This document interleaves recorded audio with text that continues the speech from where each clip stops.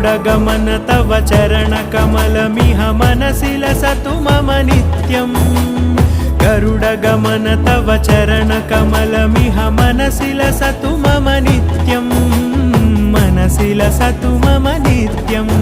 मम तापमपाकुरु देव मम पापमपाकुरु देव मम तापमपाकुरु देव मम पापमपाकुरु देव